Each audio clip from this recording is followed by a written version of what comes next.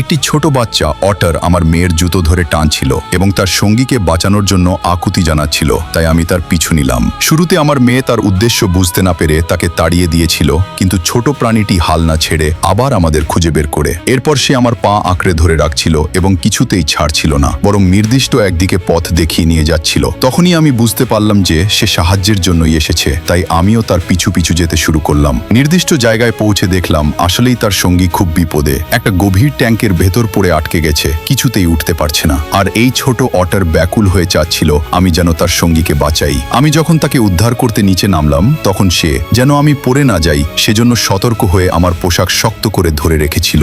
উদ্ধার করার সময় আটকে থাকা প্রাণীটিও আমাকে দেখে খুব উৎসাহিত হয়ে ওঠে এবং আমার পা জড়িয়ে ধরে। শেষমেশ খাবারের লোভ দেখিয়ে তাকে নিরাপদে খাঁচায় এনে উদ্ধার করলাম। পরদিন ছোট প্রাণী দুটি নিজেদের ধরা তাজা মাছ নিয়ে এসে আমাকে ধন্যবাদ জানায়। তাদের দুজনকে একসাথে এত মিষ্টি অবস্থায় দেখতে পেরে আমার দারুণ লাগাচ্ছিল, তাই আমি তাদের খাবার দিলাম এবং আমাদের কাছেই থেকে যেতে বললাম। এখন আমার পোষা কুকুরটিও এই নতুন বন্ধুদের পেয়ে খুব খুশি। অসাধারণ এই ভোঁদর জোড়াটি সত্যি অনেক মিষ্টি, আর আমি তাদের ভীষণ ভালোবাসি।